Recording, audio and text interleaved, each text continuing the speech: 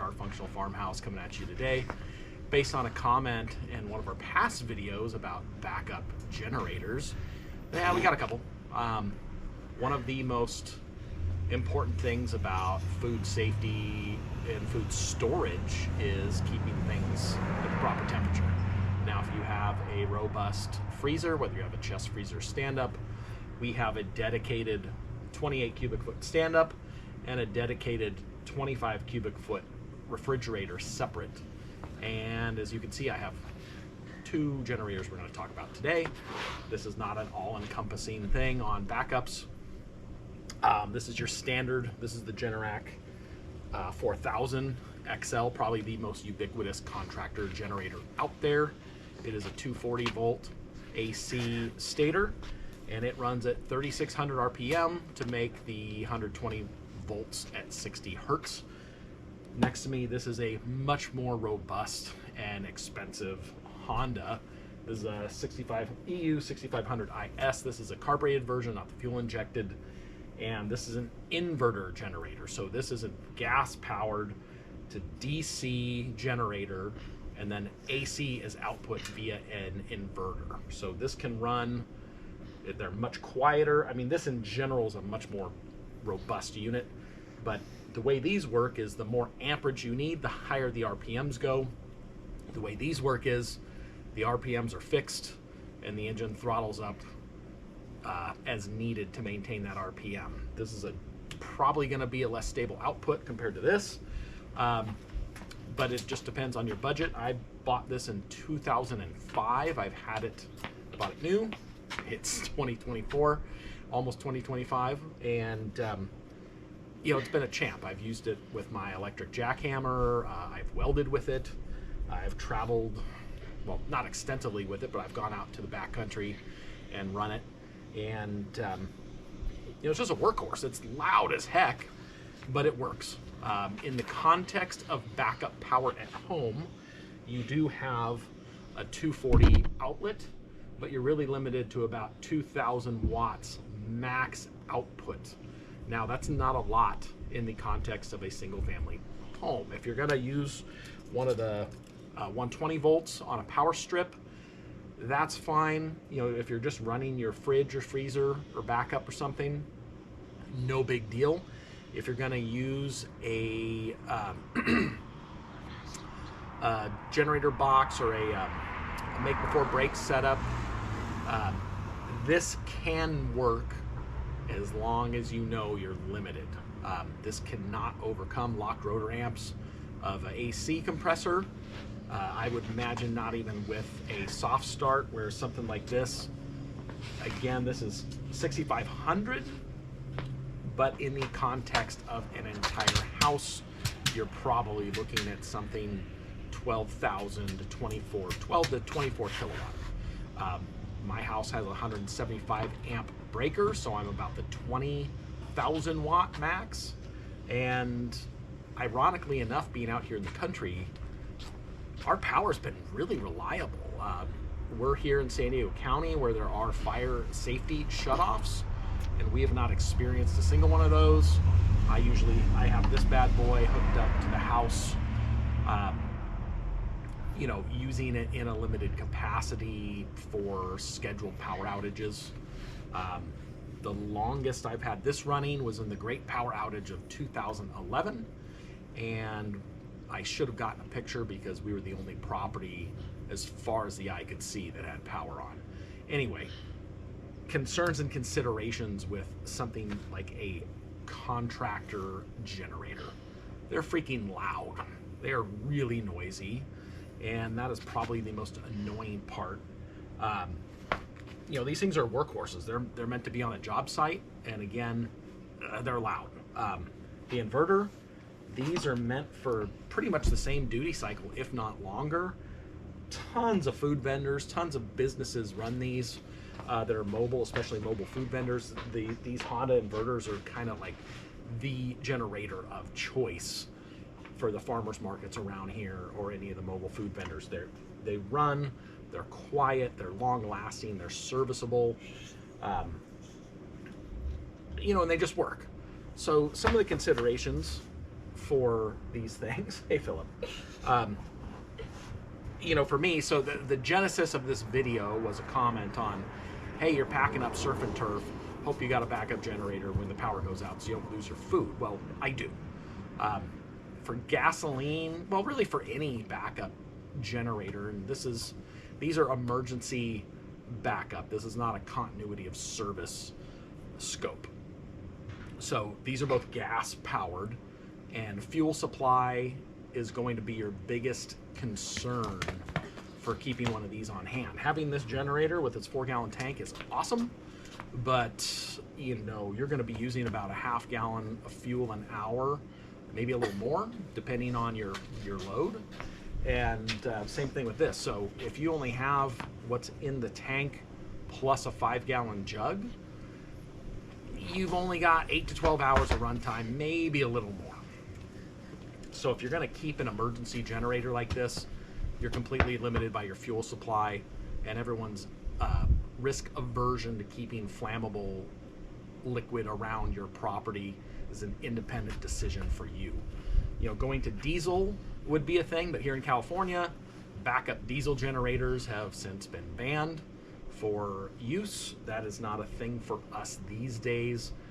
Being out in the country, we are on propane, so having a whole house generator on propane fuel is a possibility. However, the unit we would be looking at uses about a gallon an hour, so even on a 500-gallon tank, you could slurp a lot of propane down pretty quick, but you'd have the full use of your property.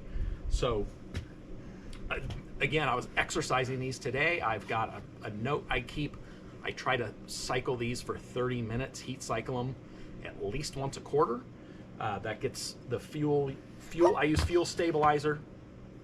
That gets new fuel through the carb, gets everything hot, helps charge the batteries, and just make sure when you go to start them, you know they're gonna work. If you just get one of these things and you park it somewhere and you wait 2 years, you don't know the condition of the fuel, and you wanna be cycling the fuel too. So I've had really good luck, and this might not be, you know, it's part of our weather pattern here in Southern California. We don't freeze, but I've had pretty decent luck with fuel stabilizer up to 2 years in equipment like this. I'm not gonna stick it in my twin turbo BMW 2-year-old fuel, but I'll put it in these. These aren't, you know, they're not knocking or doing anything weird. So I'm gonna go over starting both these up. This is, they're both electric start. The pull start on the Generac is much easier to access.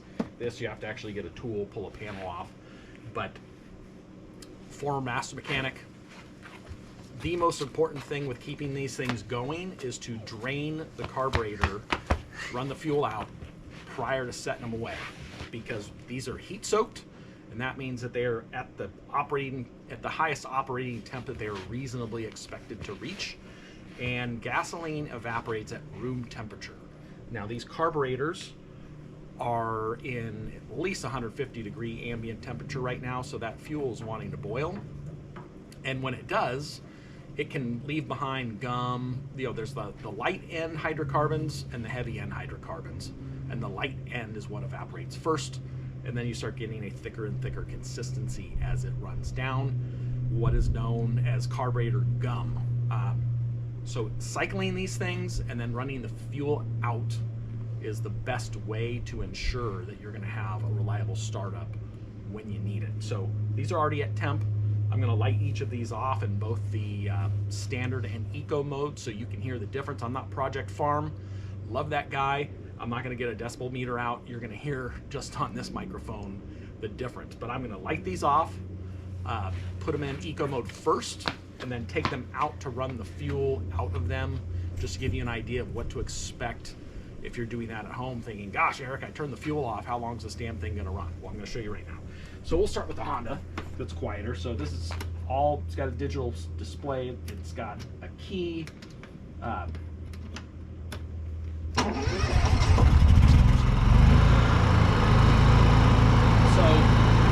here we have eco mode off, no load. And this is going to stay relatively quiet until there's a load attached.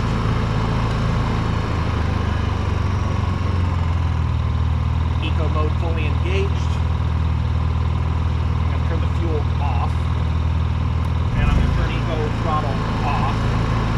And we're just going to let it run. These are 4 strokes. These don't have oil suspended. If you had a 2-stroke, I have lots of 2-strokes. I've got a 2-stroke motorcycle that I disassembled after 4 years of not running to see what kind of oil it had.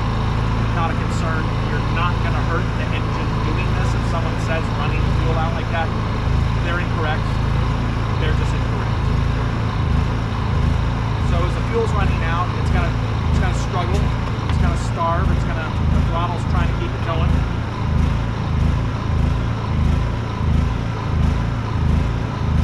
You can smell it's a little rich right now. The throttle's trying to yank full throttle. But we want to run the carburetor bowl.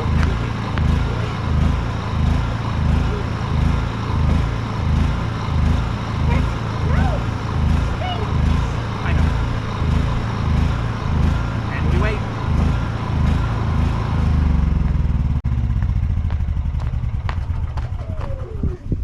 And there's the Honda. This is battery. This key is like a car when it's in the on position. Everything's running. And hey, bud, we're going to show the people the trickle charger. So this was previously set up in a backup automatic backup context, where this was hooked up to an automatic transfer panel, and this has remote start capabilities in that context. Generac, not so much. I'm going to light this guy off. Let's see. This is a little different. I already put my headphones on. Get your headphones on, bud.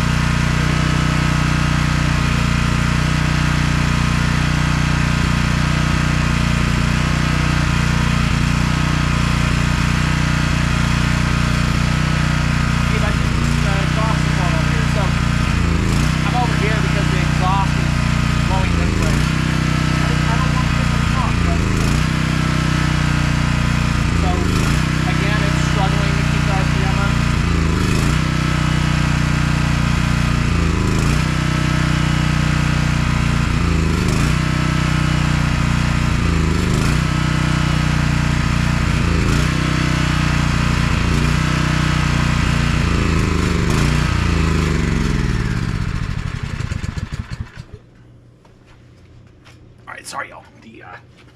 The muffler is literally right here, and it's blowing out. I don't want to be in the stink, so to say. So this running it down, this does not. This just has a run and stop. There's no key on, engine off like a normal vehicle. And now I know these are both heat cycled for 30 minutes. The carburetors are drained with fuel, and I got a cover for this guy finally. Got a cover for this. And these stay outside. I prefer to not have them indoors if possible, just for, again, these are both gas, and these lids are not exactly emission proof, so you do get some fuel evaporative odor. So there we are, y'all. These can work on your house, whether tied with a transfer switch in a limited capacity or just using an extension cord, and there it is. Just a quick dirty run tutorial on emergency backup generators, emergency being the key word here. So what do you think, Philip? You gotta give them a thumbs up. All right, guys, if you like this, comment, like, subscribe, let us know what you're doing, and see if there's any questions we can answer for it. See you on the next one.